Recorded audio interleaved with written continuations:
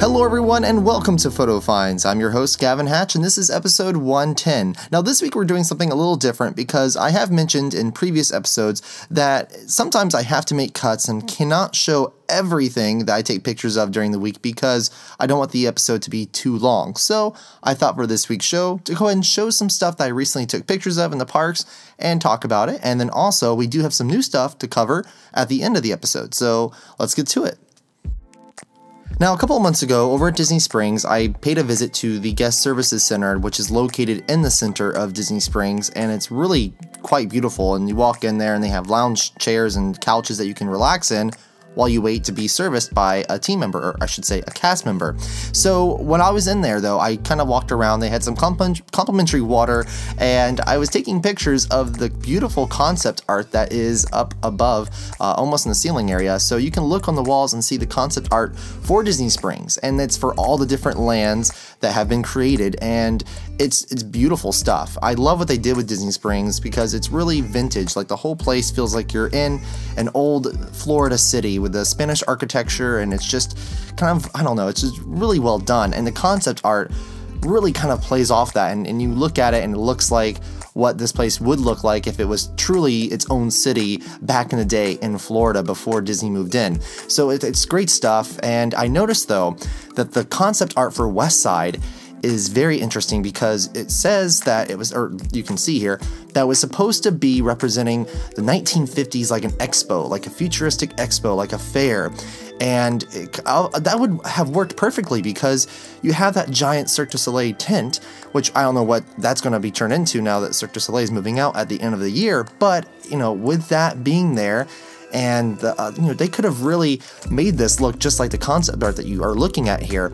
And it's kind of interesting because the train, it looked like they were going to have some sort of train. If that would have been really working, I don't know. It might have just been there for decoration, but it looks like they were going to have a full-size train. And if they had that, I mean, I don't know. It's interesting because they started building it. You can see when you walk through West Side right now that they have this like elevated platform that is used now for guests when it starts raining to hide under. But that was obviously going to be something, and I think maybe Disney had to cut back on their budget, or I don't know, maybe, I don't know what happened, but West Side definitely did not really get a huge refurbishment like the rest of Disney Springs. So, but this concept art looks really cool, and I wish maybe down the road Disney comes back and kind of does something with it. Also, a couple of months ago, I was over on Tom Sawyer Island at the Magic Kingdom one afternoon, and you know, this is a tip for you guys that are locals and even visitors. If you come enough, you know that it gets crazy crowded and it's not very fun sometimes, especially in the afternoons when parades are going on, but there's usually never a really long line for Tom Sawyer Island. So I've gone with friends that really forget that that's there or have never been there at all in all the years going to Disney. So hop on the little boat and go across the lake and go to Tom Sawyer Island. It's great. And you can sit over here. They have an entire covered area, which is going to be a great place to duck out to if you are caught in a thunderstorm in the summer. Or if you bring your own food into the park, which is going to save you money, you can come over here and have a picnic and eat your own food in peace and quiet, and it's not overly crowded. It's just nice. It looks like this almost every day, and anytime I've been on Tom Sawyer Island, it's never really full of guests at all. And they also have some Coca-Cola machines here, which are kind of cool because they have them themed. They covered them up. But this used to be a quick service location. I remember eating here when I was a kid, but it's never open anymore. They actually did have a quick service restaurant here on Tom Sawyer Island. Now, I still don't even think they opened it during peak season. When the park's really busy, I don't think it's open, but that'd be something cool to reopen. And I don't know, that's just my tip. I love Tom Sawyer Island. This is where you can go. They have chairs here, so check it out on your next visit. So now to give you guys an update on a video I did a couple of weeks ago over at Universal Orlando, ET has reopened. It reopened just a couple days ago on June 3rd, and it has reopened, and I've heard great things that it just has a fresh coat of paint on everything. The lighting's been redone, so inside the ride, the lighting looks great, and it just looks really fresh. So I'm happy to hear that ETventure did not have any major changes, but it's definitely looking better and got some love and attention that it needed. Now outside, I did show you this picture before. This poster has since gone. I suspected it being taken down and not replaced, and it is gone. So now, when you walk up to the entrance of the attraction, they still have the main entrance, but the sound stage, though, the big sound stage, has been repainted. It looks fantastic, but this poster is gone. It really doesn't make it look any more, it still looks good. So it'd be great if it was there, but it still looks great not being there. But I did want to give you guys an update that has since been removed. Now on Monday, it marks 1 year since the Pulse tragedy here in Orlando, and Universal Orlando Resort actually did lose 6 team members that night during the tragedy, and Universal had some beautiful events that were held just for team members privately to mourn, and did a great thing, gave back to the community, and provided a great deal of money to the One Orlando Fund that goes towards the victims and their families.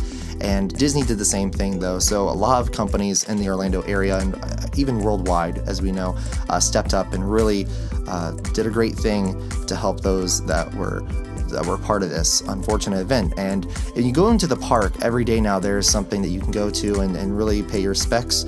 Universal set this up quickly after the event, and I never took a picture, never have talked about it here on Photo Finds, but when you go to the Pantages Theater on Hollywood Boulevard, you can look up over in one of the windows on the second story, and they do have the list, or the name of the 6 names, those team members that were lost their lives. And it's just it's something that is really beautiful, and I'm so glad that Universal did this. And I always try when I'm in the park to just stop for a second, look up, and pay my respects. And next time you're here, definitely be on the lookout for that over at Pantages Theater. Now back over at Disney Springs, this is taken last week. I love the DLiving store because the DLiving store is constantly changing throughout the year, and they're always showcasing what's new when it comes to just Disney World products or the Disney films. Now, I have taken you guys here before, and we covered the Beauty and the Beast live action film. They had this entire store decked out, and it was really cool. Everything in here was Beauty and the Beast. And now, since we're coming into summer season, we have the DLiving summer store. So it has been completely revamped, and they have some really cute stuff, new merchandise, and also some merchandise that you've probably seen before in the parks and in the different merchandise stores. But altogether, it's a really great store, and it's decorated very well, and it looks like summer. They have like a section where there's like, it's all kind of like Polynesian themed and Hawaiian themed. So then you have that section, and then you have just in general like flowers and gardening and stuff that you would want to have outside on your patio if you're having friends over for a summer picnic or lunch or anything like that. So it's a cute store.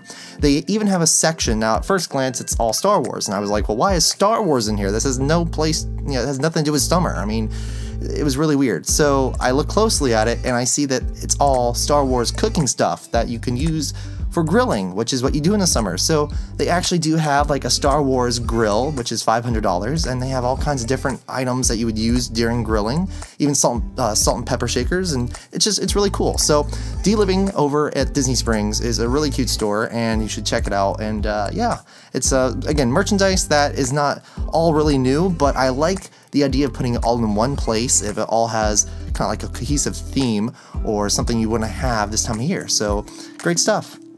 Well, that will do it for this week's edition of Photo Finds. I hope all of you have a wonderful week. Thank you so much for watching. Make sure you subscribe to Attractions Magazine. Give this video a thumbs up, comment below, share it, and I will see you next week. Have a great one, you guys. And remember, get out, have fun, and enjoy those parks.